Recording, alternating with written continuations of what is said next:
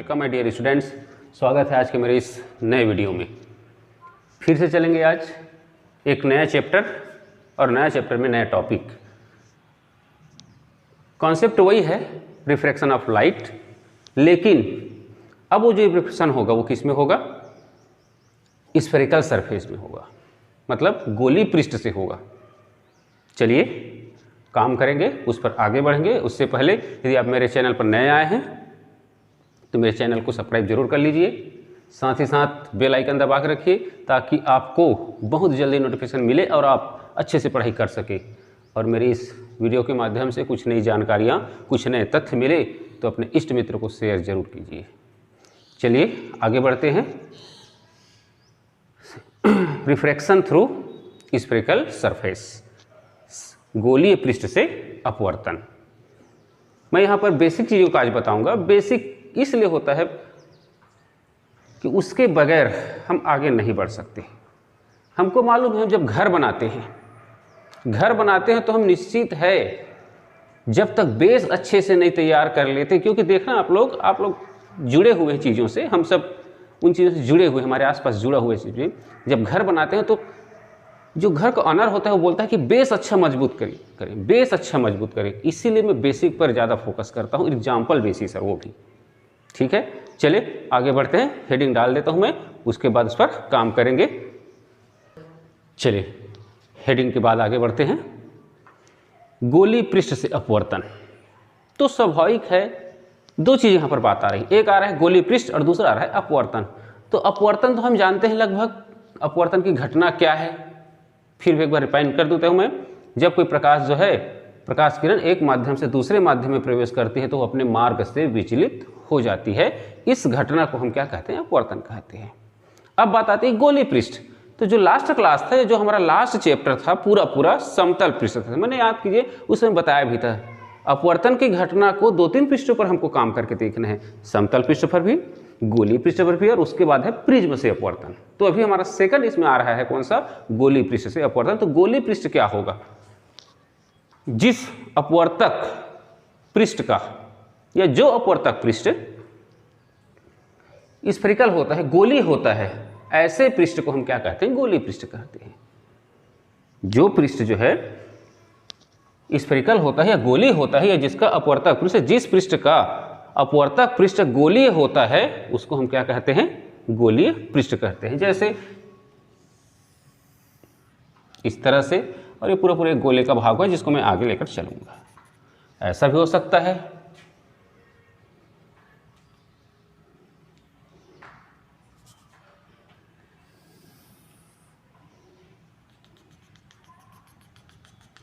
देखिए ये दोनों गोली पृष्ठ है स्फेरिकल, ये भी है और ये भी है। ठीक, इन पृष्ठों को हम कहते हैं, देखिए इसका अपवर्तक पृष्ठ ऐसा लेफ्ट विंग से हिसाब से देखें तो उभरा हुआ, इसका धसा, इसमें बाद पर काम करेंगे। ठीक, अब बात आती है इसमें अपवर्तन होते कैसा है। तो इसमें भी जो अपवर्तन है, मैं कई बार उल्लेख कर चुका हूं, सैद्धांतिक चीजें जो है, एक बार जब सिद्धांत बन जाता है तो इसलिए तो उसको सिद्धांत बनाया जाता है। एक बार जब सिद्धांत होता है तो हर चीज़ों के लिए अप्लाइड होता है। इसमें भी जो अपवर्तन की घटना होती है वह पूर्णतः जो समतल पृष्ठ में अपवर्तन की घटना होती है नियमों सिद्धांतों से ही होती है, उसी नियम और सिद्धांत से होती है। ठीक है, उसमें भी सघन और विरल माध्यम में जाने की स्थितियां मैंने बताया था, इसमें भी सघन और माध्यम विरल स्थितियां होने पर वही सिस्टम होगी। ठीक है, सघन से जब प्रकाश किरण विरल में जाएगी तो अभिलंब की ओर, अभिलंब से दूर हटेगी, और विरल से जब सघन में जाएगी तो अभिलंब की ओर झुकेगी। और आपतित किरण, अपवर्तित किरण, और एक ही समतल, एक ही अपवर्तक पृष्ठ के एक ही बिंदु पर अभिलंब स्थित होते हैं, एक ही जगह स्थित होते हैं। वो सब नियम इस पर भी अप्लाइड होंगे। ठीक है, ये हो गया हमारे दो गोली पृष्ठ हो गए। दूसरा उसके बाद आता है दो गोली पृष्ठ हो गए। चलिए, अब मैंने कहा दो गोली पृष्ठ कह दिया था। अब बात आती है प्रकार। तो गोली पृष्ठ कितने प्रकार के होंगे जिससे अपवर्तन हमको करना है? तो यहां पर देखिए मैंने 2 डायग्राम बनाया हुआ है, एक बना है ये वाला और एक बना है यह वाला। चलिए ये वाला बना है, दोनों अपवर्तक पृष्ठ है। अब इसके गुण के आधार पर, या इनके गुण के आधार पर मैं बोलूँगा, फिर इनके आकृति के आधार पर इसका 2 नाम हो गया। ठीक है, एक हो गया, देखें इसका जो अपवर्तक सतह है वह उभरा हुआ है, यह अपवर्तक सतह है, इसी पर प्रकाश किरण आपतित होगी। ये कैसा है? उभरा हुआ है। तो इसको कहते हैं क्या? उत्तल गोलीय सतह या उत्तल गोली पृष्ठ कहते हैं। ठीक है, मतलब जिस कहा जाए गोली पृष्ठ का अपवर्तक सतह उभरा हुआ रहता है, उस गोली पृष्ठ को हम क्या कहते हैं? उत्तल गोली पृष्ठ कहते हैं। और इसको कहते हैं कॉन्वेक्स सरफेस। ठीक है, कॉन्वेक्स सरफेस। तो ये क्या कहलाएगा? उत्तल गोलीय पृष्ठ। जिस गोलीय पृष्ठ का सतह धंसा हुआ होता है, जिस गोलीय पृष्ठ का अपवर्तक सतह धंसा हुआ होता है, उसे हम कहते हैं क्या? अवतल गोलीय पृष्ठ। और इसको इंग्लिश में बोल देते हैं क्या? Concave surface. ठीक है, इसमें देखें, इसको बोल सकते हैं क्या? अपवर्तक सतह। और ये कौन सा जाएगा? अवतल, चलिए गोली लिखते हैं, गोलीय पृष्ठ। ये इसका अपवर्तक सतह होगा।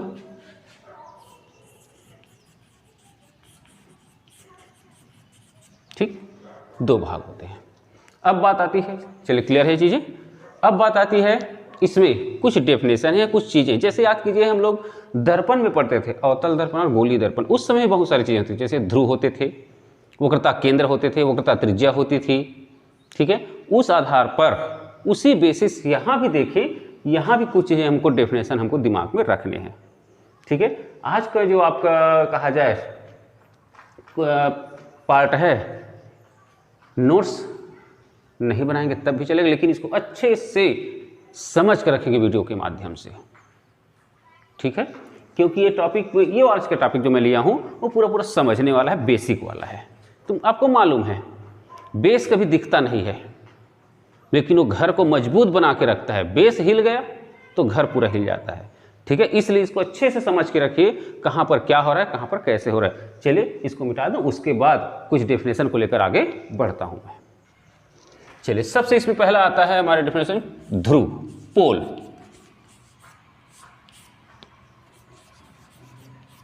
ठीक है, ध्रुव किसको कहेंगे?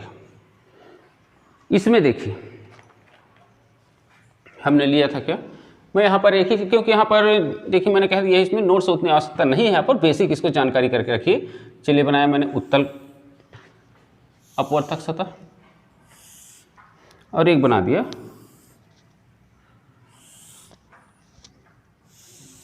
अवतल अपवर्तक सतह। ये हो गया सघन माध्यम, सघन माध्यम। ठीक है, इधर ले लेते हैं, चलिए विरल माध्यम। इसके लिए भी यही लिख देता हूं, चलिए कौन सा? विरल माध्यम। चलिए, ध्रुव अपवर्तक पृष्ठ के मध्य बिंदु को, ठीक है, अपवर्तक पृष्ठ के मध्य बिंदु को, सेंटर, ठीक, को हम क्या कहते हैं? उस अपवर्तक पृष्ठ का ध्रुव कहते हैं। सपोज दैट इस अपवर्तक पृष्ठ का, चलिए इस अपवर्तक पृष्ठ का मध्य बिंदु यहां पर है, ये है या ये है। ठीक, तो इसको हम कहेंगे क्या? इस अपवर्तक पृष्ठ या गोली अपवर्तक पृष्ठ का ध्रुव या पोल कहते हैं। क्लियर है? दूसरा इस पर आता है कौन सा? वक्रता केंद्र। वक्रता केंद्र, वक्रता केंद्र क्या होगा? याद कीजिए दर्पण किस समय ये काम हो चुका था। ठीक है, वहां पर कहते थे क्या थे? दर्पण जिस गोले का भाग होगा, ठीक है, उसके केंद्र को हम क्या कहते थे? उस दर्पण का वक्रता केंद्र कहते थे। तो वैसे ही गोली पृष्ठ जिस गोले का भाग होता है, गोली पृष्ठ जिस गोले का भाग होता है या जिस खोखले गोले का भाग होता है, उस खोखले गोले के केंद्र को हम क्या कहते हैं? गोलीय पृष्ठ का वक्रता केंद्र कहते हैं। जैसे यह जो गोली पृष्ठ है, इस तरह से किसी न किसी गोले का भाग होगा जिसको हमने काट के इतना काम किया हुआ इस तरह से। ठीक है, तो इसका जो केंद्र होगा यहाँ कहीं आएगा, सपोज दैट इसका केंद्र, चलिए मैं यहाँ पर ले लेता हूँ। ठीक है, इसका जो केंद्र होगा इधर के लिए इधर होगा। ठीक है, वह क्या कहलाएगा? इसका वक्रता केंद्र कहलाएगा, और इसको C से डिनोट करते हैं। ठीक है, गोलीय पृष्ठ जिस गोले या खोखले गोले का भाग होता है उसे हम क्या कहते हैं, गोलीय पृष्ठ का वक्रता केंद्र कहते हैं। चलिए ठीक, तीसरी बात यहां पर आती है वक्रता त्रिज्या। चलिए वक्रता त्रिज्या, इसको P से डिनोट करते हैं, ध्रुव को, पोल। वक्रता त्रिज्या क्या चीज है? वक्रता त्रिज्या कुछ नहीं है ज़्यादा, इसमें गोलीय पृष्ठ के ध्रुव और वक्रता केंद्र को मिलाने वाली रेखा को, ठीक है, गोलीय पृष्ठ के ध्रुव और वक्रता केंद्र को मिलाने वाली रेखा को उस गोलीय पृष्ठ का वक्रता त्रिज्या कहते हैं। सपोज ऐसे मैंने इसको मिला दिया, ये बन गया क्या, इसका वक्रता त्रिज्या बन गया। इसको R से डिनोट करते हैं, यहां से यहां तक है। चलिए, गोलीय पृष्ठ के ध्रुव और वक्रता केंद्र को मिलाने वाली रेखा को हम क्या कहते हैं, वक्रता त्रिज्या कहते हैं। अब बात आती है मुख्य अक्ष।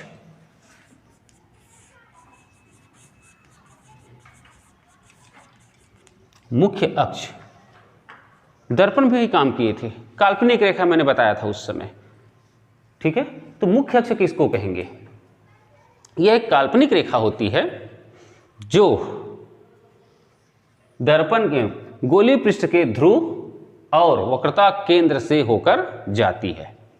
ठीक है, यह काल्पनिक रेखा होती है जो गोलीय पृष्ठ के ध्रुव और वक्रता केंद्र से होकर जाती है। जैसे मैंने यहां पर लिया है, इसी में यदि इसको आगे इस तरह से और बढ़ा दे तो इसमें इधर आगे बढ़ा दे तो ये क्या कहलाता है, इसका मुख्य अक्ष कहलाता है। ये मुख्य अक्ष है। ठीक, अब बात आती है द्वारक। द्वारक की बात हो चुकी है। द्वारक, द्वारक मतलब द्वार, दरवाजा ऐसा बोल सकते हैं। मतलब गोलीय पृष्ठ में जितने भाग से एक प्रकार से लाइट प्रवेश कर सकती है उसी को हम, जैसे हमारे घर का दरवाजा होता है, भाई उस घर के अंदर एंट्रेंस करनी है, उस रूम में एंट्रेंस करनी है, घुसना है, तो भाई उस द्वार में से जितने लोग घुस सकते हैं तो वही तो द्वार हुआ ना। ठीक है, मतलब जितने से हम वहाँ पर एंट्रेंस कर सकते हैं। तो यहाँ पर द्वारा क्या होगा, सपोज इसको मैं नॉमिनेट कर दूँ, इसको A और B कर दूँ।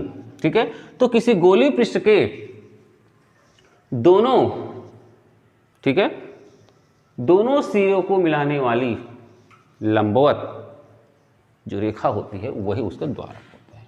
दोनों सिरों के लंबवत लंबाई को हम क्या कहते हैं, उसकी द्वारक कहते हैं। इस तरह से ये इसका द्वारक होगा। क्लियर? इस तरह से आप लोगों को इतने डेफिनेशन दिमाग में रखने होंगे और साथ ही साथ आपको ये सब काम करने होंगे। मैंने पहले बोल के रखा था, इसमें ज़्यादा आपको नोट्स पूछने आवश्यकता तो नहीं है। आप चाहें तो बना सकते हैं, संकेत के आधार पर, यहाँ पर चित्र के आधार पर बना सकते हैं, लेकिन आपको समझना बहुत आवश्यक है। कॉपी में कम, यहाँ पर फ्लॉपी में ज़्यादा लिखना है। मैं कई बार बोलता हूँ, ठीक है, जो हम इतना दुनियादारी खरीद कर काम करते हैं वो हमारे लिए ज़्यादा महत्वपूर्ण है। आप उसको पेपर में ले जाकर नहीं ले जाएंगे, कॉपी में लिखेंगे वो नहीं ले जाएंगे, कहाँ लिखेंगे उसको ले जाएंगे पेपर हॉल में, आप फ्लॉपी में। इसको मैं फ्लॉपी कहता हूँ। और फोकट का है, ईश्वरीय प्रदत्त है, मिला हुआ है हमको। और जो ईश्वरीय प्रदत्त चीज़ें होती है, फोकट की चीज़ें होती है, फ्री की, वो ज़्यादा महत्वपूर्ण है। हम जानते हैं जितना हम इतना खाते पीते हैं पैसा से इसे खरीद कर, वो ज़्यादा महत्वपूर्ण नहीं है। लेकिन यदि ईश्वरीय प्रदत्त हमको हवा और पानी न मिले तो, आपको मालूम है अभी कोरोना काल में स्थितियाँ बढ़े हुई थी, ऑक्सीजन के प्रॉब्लम के कारण हमारे बहुत से लोग अपनी जान गंवा दे रहे हैं। ठीक, जो फ्री में है ऑक्सीजन, और उसी को यदि हम हॉस्पिटलाइज में जाकर पैसा से खरीदें तो बहुत महंगा है। इसलिए उनका संरक्षण भी करना हमको आवश्यक है। चलिए, ये तो हो गया। अब बात आती है चिन्ह परिपाटी की। बेसिक मैं एक बार एक क्लास में ख़त्म कर देता हूँ, फिर आगे हमको नोट्स वाले काम करने ही है। चिन्ह परिपाटी में आते हैं, तो चिन्ह परिपाटी भी जैसे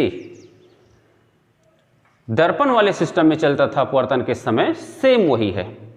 पहली बात, हमेशा आपतित किरण बाईं ओर से आपतित करनी है, बताया गया है। मतलब आपतित किरण हमेशा बाईं ओर से आपतित की जाती है। दूसरी बात, आपतित किरण के दिशा में नापी गई दूरियां हमेशा धनात्मक लेनी है। चलिए उसको बाद मिलूंगा। प्रत्येक दूरी कहां से नापेंगे? भाई ये हमारा सेंटर है, ठीक है, तो प्रत्येक दूरियां हम कहां से नापेंगे? गोलीय पृष्ठ के ध्रुव से नापेंगे। अब दो स्थितियां बन रही है, यहां से नापेंगे तो एक इधर की स्थितियां बन रही है और एक यहां से इधर की स्थितियां बन रही है, एक इधर से स्थितियां बन रही है, ठीक है। तो यहां पर देखें, जब हम ध्रुव से नापेंगे दूरियां तो, और प्रकाश किरण हम इधर से आपतित कर रहे हैं, चलिए प्रकाश किरण हम इधर से आपतित कर रहे हैं, ठीक है। तो मैंने क्या कहा, सभी दूरियां कहां से नापी जाएगी? ध्रुव से नापी जाएगी, सेंटर हमारा होगा, ठीक है। दूसरा, प्रकाश किरण की दिशा में नापी गई दूरियां धनात्मक लेनी है, लिया जाता है, और प्रकाश किरण के विपरीत दिशा में ली गई दूरियां ऋणात्मक। तो यहां पर देखें, जो ब्लू कलर की दूरियां हैं वो किस में जाएगा? यहां से इधर जो नापेंगे वो क्या होगी? धनात्मक। जैसे इसमें भी लेकर चलता हूं इधर से, ठीक है, इधर की दूरियां किस में जाएगी? धनात्मक, ठीक है, और इधर की दूरियां किस में जाएगी? माइनस में जाएगी। क्लियर है? मतलब प्रकाश किरण की विपरीत दिशा में नापी गई, यहां तक के लिए विपरीत दिशा में नापी गई दूरियां ऋणात्मक लेंगे और प्रकाश किरण की दिशा में नापी गई दूरियां धनात्मक लेंगे। नेक्स्ट, वस्तु की लंबाई ले लें। तो वस्तु की लंबाई के समय मुख्य अक्ष के ऊपर जो लंबाई लेंगे वह धनात्मक होगी। मुख्य अक्ष के ऊपर जो नापी गई दूरियां क्या हो, नापी गई दूरियां बोलेंगे, लंबाई क्या होगी? धनात्मक होगी। और मुख्य अक्ष के नीचे नापी गई दूरियां क्या, लंबाई क्या होगी? ऋणात्मक होगी। इस तरह से ये चिन्ह पर पाटी है और इसी आधार पर देखेंगे, पता भी चल रहा है आप लोगों को, उत्तल गोलीय पृष्ठ का वक्र त्रिज्या धनात्मक हो रहा है, तो अवतल गोलीय पृष्ठ के वक्र त्रिज्या किस में जाएगा? ऋणात्मक या माइनस साइन में जाएगा, ठीक है। इसको भी आपको पूछ सकते हैं टॉपिक सिस्टम में। अवतल गोलीय पृष्ठ की वक्रता त्रिज्या हमेशा ऋणात्मक होती है और उत्तल गोलीय पृष्ठ की वक्रता त्रिज्या हमेशा धनात्मक होती है, ठीक है। इस तरह से बेसिक आपको दिमाग में रखना है, फ्लॉपी में अच्छे से रखना है। एक बार नहीं, 2 बार इसको देखकर, वीडियो को देखकर आपको तैयार हो जाने हैं और उसके बाद अगले टॉपिक में हम बढ़ेंगे, जो होगा क्या? गोलीय पृष्ठ से अपवर्तन, और उसमें हम काम करेंगे क्या?